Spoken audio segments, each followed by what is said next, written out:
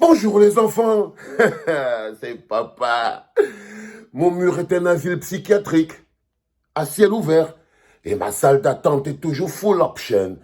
Bienvenue à la clinique les enfants, parce que ce qu'on va traiter aujourd'hui dans le cadre du premier podcast de la journée est un véritablement comportement psychiatrique. Donc le gars il me dit boum comme ça face à face. Je le regarde, il me regarde les yeux dans les yeux. Il me dit mon frère, si c'est Samuel Eto'o, votre cible là, mieux le Camden là va seulement rester dehors. Waouh! Vous savez, parfois tu te lèves le matin, tu ne comprends pas ce qui se passe dans la tête d'un Eto'o-mouton. Je t'explique rapidement, parce que quoi que là, il y a le cerveau de quelqu'un qui vient de planter. Donc je suis dans les clashs habituels avec les Eto'o-moutons. J'ai beaucoup d'amis qui sont aussi en même temps Eto'o-moutons, mais ils ont un peu de lucidité, il y en a qui n'en ont non plus. Le bonhomme me sort une phrase il me dit que non, Valsero, tu sais pourquoi les Camerounais ne s'occupent pas de votre histoire de Kamdem Guialin là? Là, j'ai pas compris. Votre histoire de Kamdem Guialin, c'est mon histoire.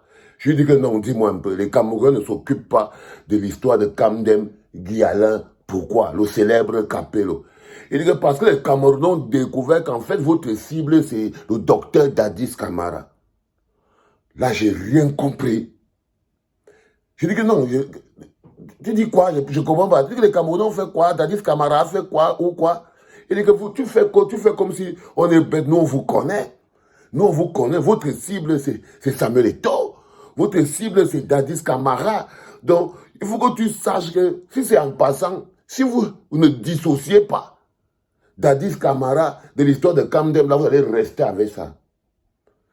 Donc, moi, je pas mis le Tchungi. J'ai regardé le gars de Tchungi Bayebek, c'est comme ça. Tchungi Bayebek. Ah, frère, j'imagine que tu n'as pas encore bu de café. Il me dit, je suis sérieux. Et il me rappelle. Et là, je sais qu'il est sérieux. Quand il me dit que tu avais dit la même chose avec Kamtono. Je dis que, mais qu'est-ce qui se passe encore le matin s'il y avait le gars si?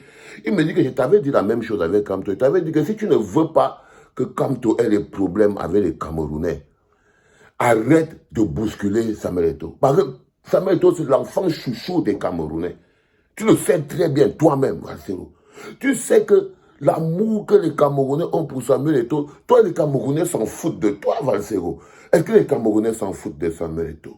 Et il dit que non, grand frère, tu as quand même raison à ce niveau-là. Il me dit, alors, qu'est-ce qu'il y a? Il me dit que les Camerounais ne t'aiment pas. Regarde ce qu'on écrit sur toi. Est-ce que tu crois que ce qu'on écrit sur toi, là, on peut écrire ça sur Samuel Eto'o? Je suis quand même resté, j'ai dit que non, excuse-moi, grand frère. Quoique là aussi, tu as peut-être un peu raison. Il me dit que non, Marcelo, si tu aimes vraiment Maurice Kamto. Et ça, il m'avait dit ça depuis, hein, mon pote Tchungia d'Albert Baebek. Il m'avait dit ça depuis que non, Valsero.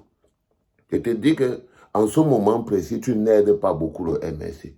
Je lui ai posé la question que n'aide pas le MSC avec quoi?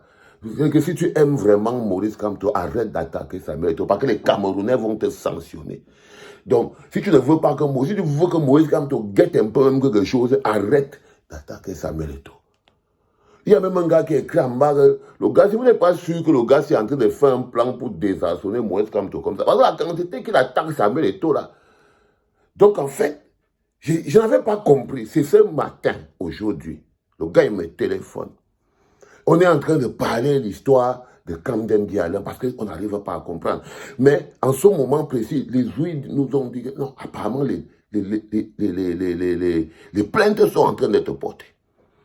Les plaintes sont en train d'être portées en ce moment précis au niveau du continent. Au niveau du continent, les plaintes sont en train d'être portées contre Kamdem Guialin et Capello. C'est quoi qui va s'en sortir? Moi, je pense qu'il ne va pas s'en sortir. Mais c'est quand le gars m'appelle, il me dit que non.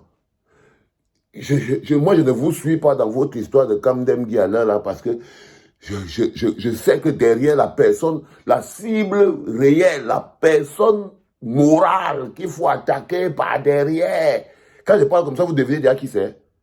Quand vous regardez, la personne morale, la personne même qu'il faut attaquer, qui est visée dans l'histoire de Kamdem Guialin. Donc, depuis que Kamdem Guialin cotopie, depuis, on dit quoi, 1900 ou 96 ou 87. Donc, ils estiment que non. En fait, les Camerounais ne s'occupent pas de cette histoire parce que les gens qui se lèvent aujourd'hui pour dire non, ça suffit. Les gens qui veulent protéger les enfants, les gens qui pensent que on ne peut pas continuer d'héberger ce type de personnes dans la société. On ne peut pas continuer d'héberger ce type de personnes dans la société. Ça veut dire que nous, les parents, nous n'avons pas la possibilité de prendre soin de nos enfants, de les garder, de les aider. C'est pas possible.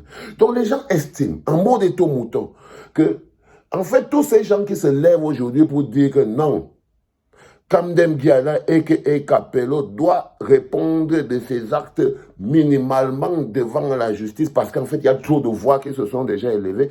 Ils estiment qu'en fait, ces gens-là n'ont pas un problème. Ils estiment qu'on n'a pas un problème avec Kamdem Diala. En fait, nous, on a un problème avec Samuel Eto'o.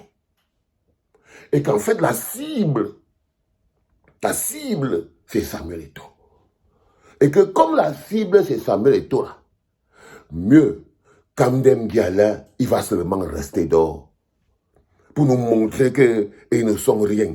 Donc le gars dit que ne m'occupe pas de votre histoire de Kamdem Diala, là, parce que votre cible réelle, c'est le docteur Dadis Camara. Et que votre plan, c'est que... Je suis donc resté, j'ai dit, mais ça, c'est pas possible, ça.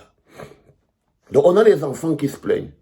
On a même les vieux qui se... Parce que quand vous voyez le vieux barbu, par exemple, qui est dans le bureau de Capello, quand vous voyez le vieux barbu, il doit s'appeler Niemek ou machin truc, je suis chez mon père, je suis dans le bureau de mon père. J'ai vu la vidéo, là, j'ai eu Frodo. Hein. C'est-à-dire que le bonhomme qui fait d'abord la vidéo en avance, il dirait non. Moi, je n'ai même pas un problème avec les gens qui dénoncent. Tu sens que le gars, c'est un grand adulte, mais il est traumatisé. C'est un adulte, mais le trauma qu'il a est élevé. Mais le trauma qu'il a est élevé.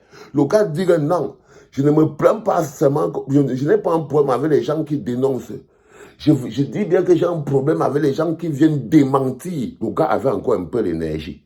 Il dit que non, il se dresse contre les gens qui viennent démentir. Oui, et ça c'est quelque chose qui est vrai parce que quand tu viens démentir quelque chose, tu n'es pas dans la place de la personne qui a subi la chose.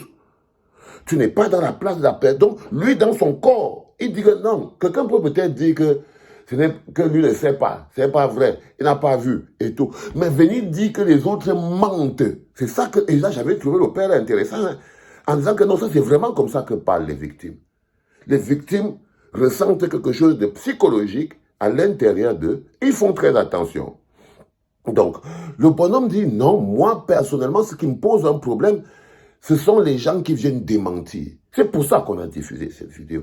Parce qu'il y avait quelque chose de plus grand derrière. OK? Et quand je vois le même bonhomme, quelques temps après, il s'est passé quelque chose.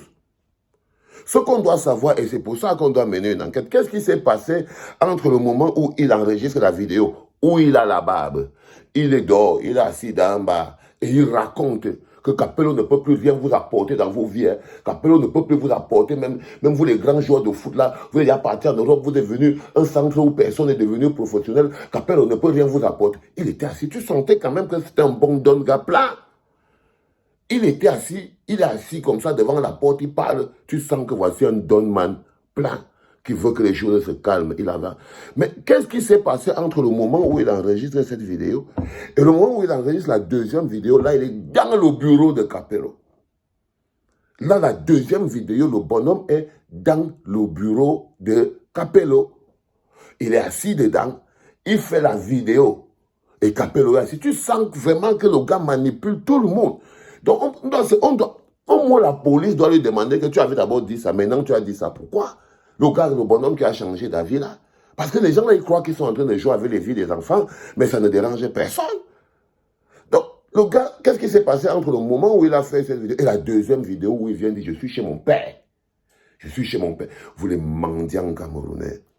Même vos enfants, vous allez donner une joie.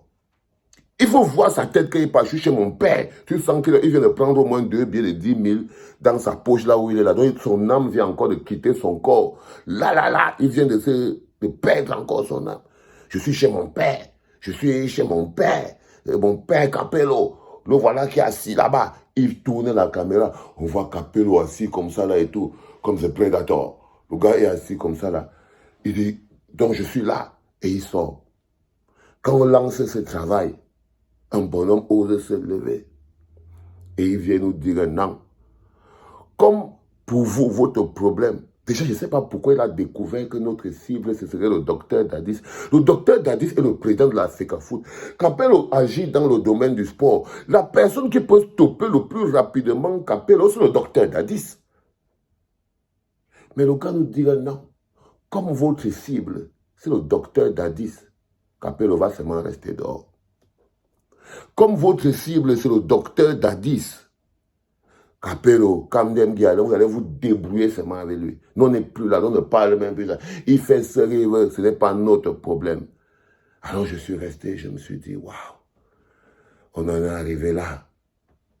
Donc en fait, vu que en fait, les Camerounais ne parlent donc pas de cette histoire de Kamdem Guiala, parce qu'ils ont découvert que la vraie cible, le vrai projet derrière, c'était en fait Dadis Camara, que les gens veulent nuire.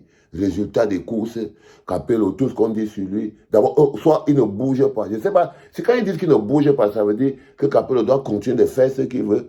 Ou bien quand ils disent qu'il ne bouge pas, ça veut dire que ce qu'on dit en fait est faux, ce qui me plairait plus. Je préférerais encore que tout ça soit faux, que tout ce qu'on dit en fait est faux, et que normalement, Capello c'est un homme droit et intègre. Tout ce que l'on attend que la justice nous prouve.